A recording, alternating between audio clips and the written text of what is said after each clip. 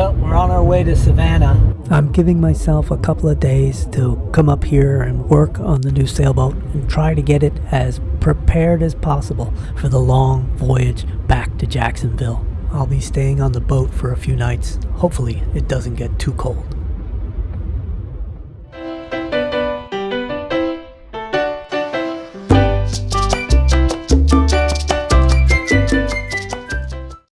Well, we made it on this dreary, miserable day. The Catalina is waiting for us right over there. All right, well, here she is.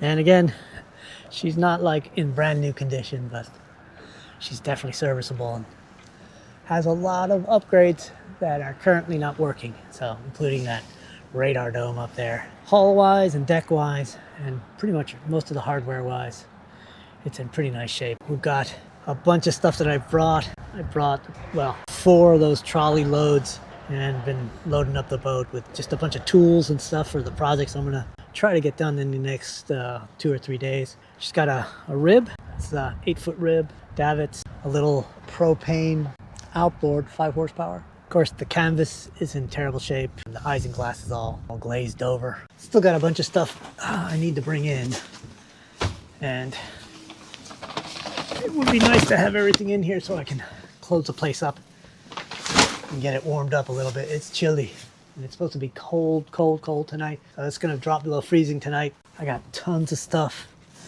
to try to find places for, because we're going to be doing work on electrical and a little bit of hardware stuff.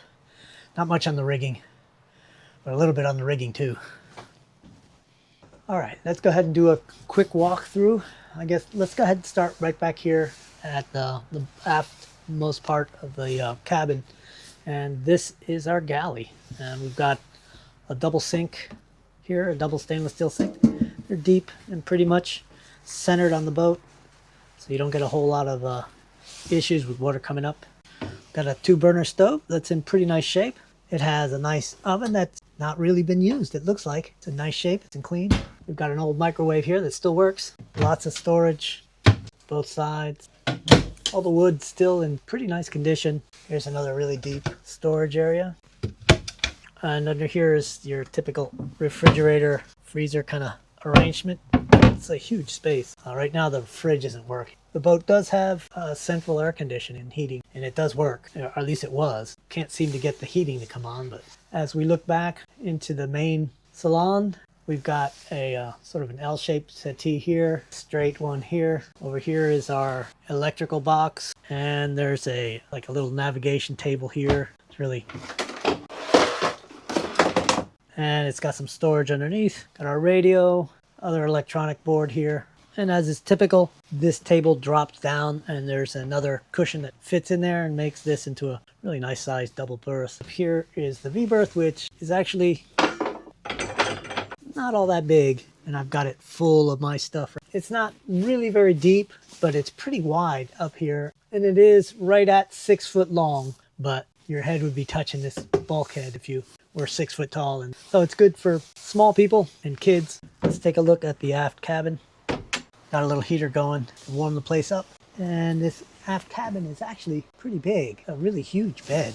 I can actually stand up in here, and then of course you got to get down in here to get in, but plenty of headroom up here and plenty of room for 2 easily, and a dog at the foot of your bed. There's a escape hatch here and another opening hatch right there. Lots of room, little cubbies to keep things in. This is really comfy, surprisingly. And I think these aft cabins on these Catalinas actually make the interior. This is what makes it a comfortable boat to stay on for a while. And it also has air conditioning coming into here.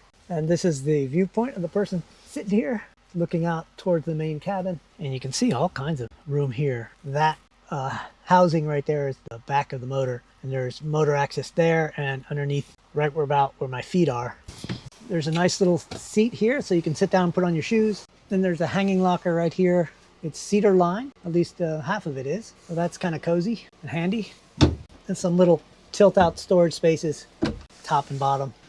And you can see I can stand up in here as you walk in, and it's pretty comfortable to come in. You can sit down here, and closing that door, we got another door right here, which leads to the head. It's pretty clean, pretty decent shape. It could use a little bit of TLC, the lights out, rust here and there. And there is a little bit of boat head funk I'm gonna have to work on.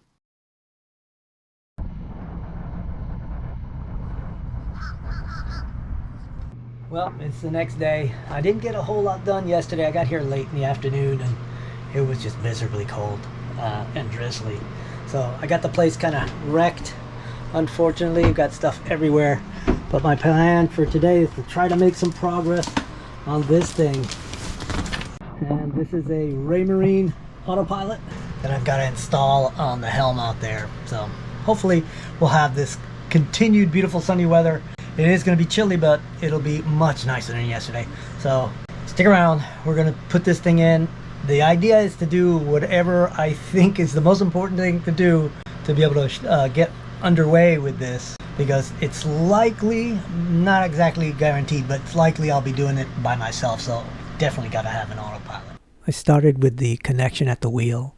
This thing takes a ring on the existing wheel and then has a motor that attaches to it that then spins the wheel when you need it to. The other piece of hardware for the control at the wheel is this retaining pin. It mounts at the pinnacle and sticks into the wheel to hold the outer plate in place while the motor spins the inner race. The boat had one before, so I'm just using the existing holes. I got lucky with this. The next step is to see how long it's got to be and cut off the end that I don't need. And I do that by mounting the wheel on the shaft and taking a look at how far it still needs to go back. And if it doesn't go all the way back, I got to cut that much off the rod. And this is the only little hacksaw I have. Not exactly the right tool for the job, but lucky for me, this is just soft aluminum.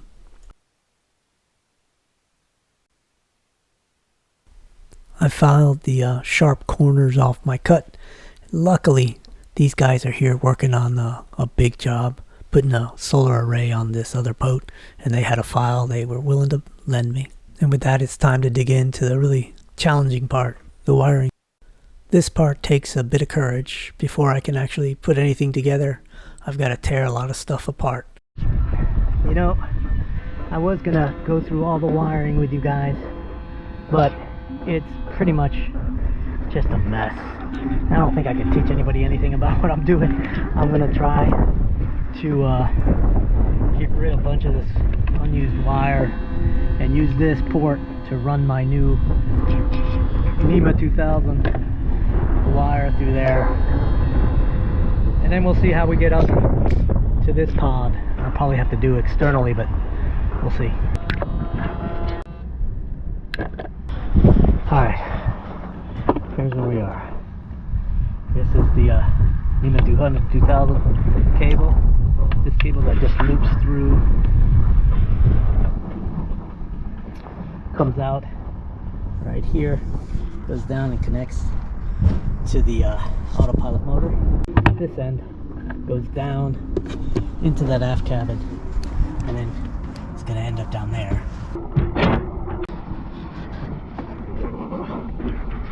Oh, look, there's the aft cabin. All right here.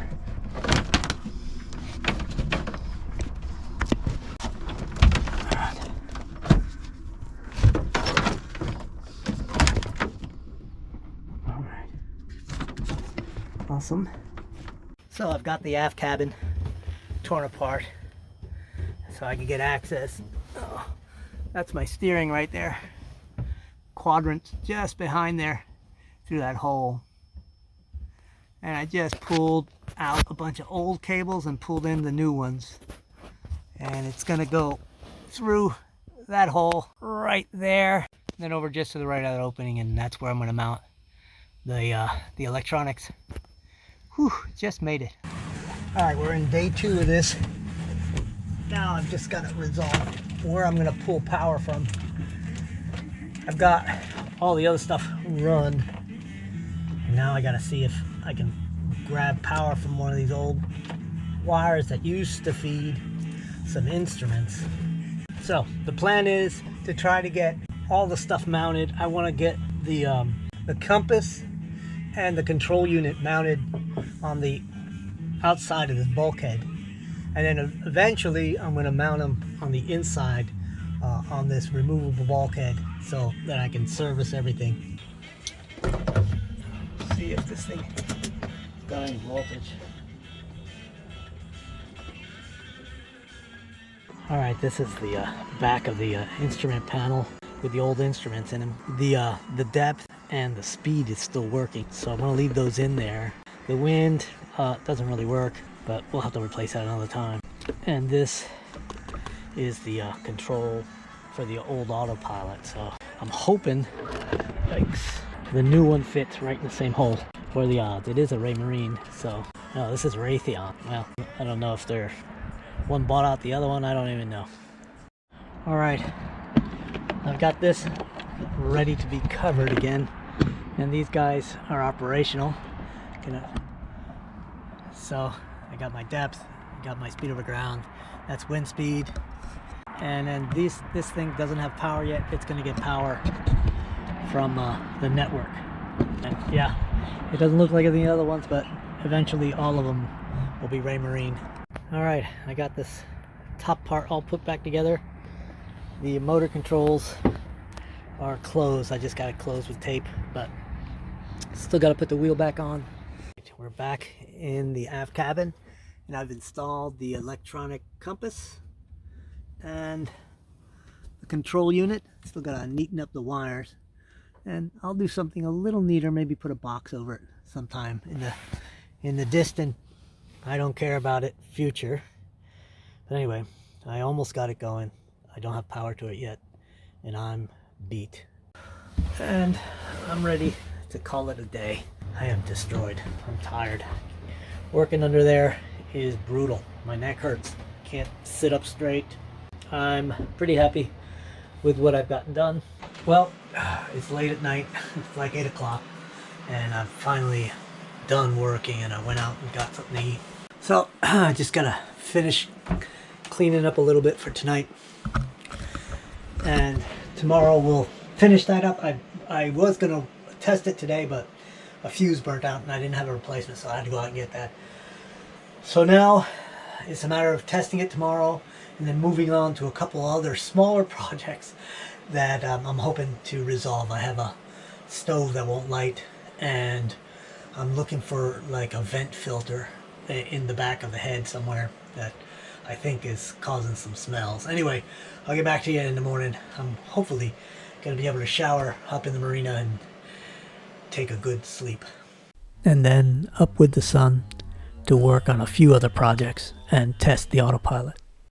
The next bit of business was repairing this motor control housing. It's got a big old crack right at the top screw. That top screw has blown through the plastic housing entirely. So I've got a plan for repairing it. Alright, so here's where it was broken.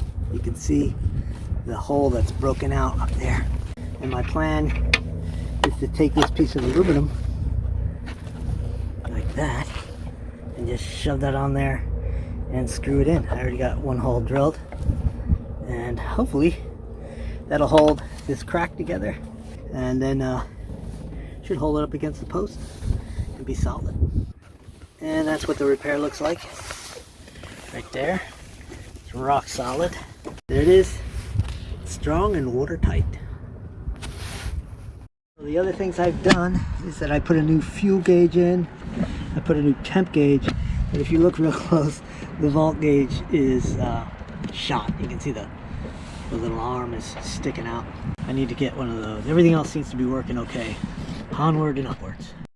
Alright, so the last thing I'm doing this trip is to replace these cam cleats right here. They're worn out and they don't have the line keeper on it. They're fair lead. This random tube right here is actually a bimini top frame that the workers working on that big Beneteau were just going to throw out. They gave it to me. That means it's a project in the future to make a bimini. So that's what the new one's going to look like. And this is what the old ones look like. After that, I'm going to do a little bit of playing around with trying to get this propane system going. If that doesn't work, well, we'll just have to live without it.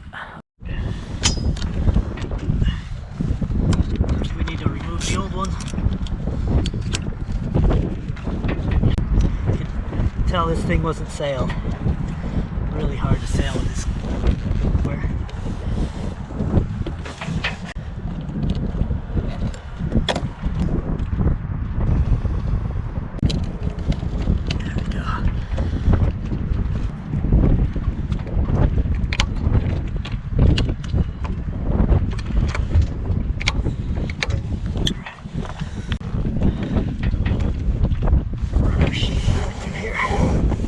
Well, sun's going down. I'm done. 3 days here. It's been cold. I don't want to spend another freezing cold night here. So I'm packing up. I got this thing covered. And I'm working on getting the inside here buttoned up, put together. Packing up the food that I brought and gonna carry away some of the tools I brought. Leave the core stuff. Anyway, it'll be another trip to do a final prep, get some food and other provisions on board, and head south. And that should be, I hope, in about 5 or 6 days, maybe 10 days, depending on the weather. All right, thanks for watching. Next video will be the actual trip. Well, it's real dark now. The wind has died a little bit, but it's still pretty choppy.